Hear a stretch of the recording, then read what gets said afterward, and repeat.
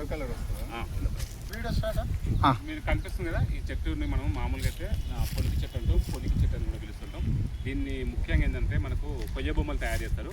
దీన్ని సైంటిఫిక్గా జివోషియా మలుక్కానా లేదా జివోషియా సోషల్ పార్టీ అని పిలుస్తుంటాం. ఒక్కసారి సైంటిఫిక్ చెప్పరా? దీన్ని సైంటిఫిక్గా జివోషియా మలుక్కానా అని పిలుస్తూ ఉంటాం. లీవ్స్ ఇక్కడ చూడండి, చెప్పండి. అయితే ఇది ఏంటంటే ఇప్పుడు ఈ మొక్క గురించి మనం ఎందుకు చెప్తున్నాం అంటే ముఖ్యంగా ఇది మనకు నిర్మల్ల కొయ్య బొమ్మలు అనేది ఈ ఒక్క చెట్టుతోనే తయారు చేస్తుంటారు.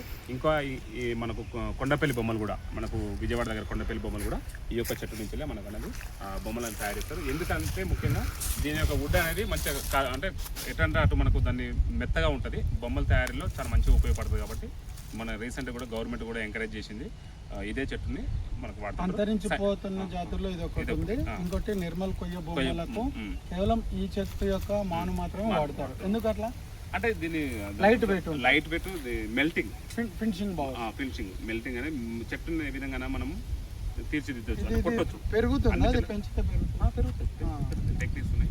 ఇది దీని సీడ్స్ తపస్సు చెట్టు లాగా ఉంది కొద్దిగా. ఇది చెట్టు మన అడవిలో ఏ విధంగా గుర్తుపట్టదు అంటే మీరు దీని లీఫ్ ఇట్లా దూరం చూస్తే లైటింగ్ లా షైనింగ్ వస్తుంది. చూస్తే ఇట్లా దూరం చూస్తే ఒక హిల్ టాప్ ఎక్కి మీరు అబ్జర్వ్ చేస్తే ఈ చెట్లు మీరు గుర్తుపట్టచ్చు కొండ మీద ఎన్ని ఉన్నాయని. అట్లా ప్రతి కాడ లైట్ లాగా వస్తుంది. మన ట్యూబ్ లైట్ ఏ విధంగా వెళ్తూ వస్తుందో ఆ విధంగా కనిపిస్తుంది. సేమ్ దీని ఫ్రూట్స్ అనేది ఇంత మన గోళీల సైజు, పెద్ద గోళీల సైజు లాగా ఇంత లాగా వస్తుంటాయి. ఇది ఇన్నే ఉన్నాయి ఫ్రూట్స్. చూపండి అవే ఫ్రూట్స్ కరెక్ట్.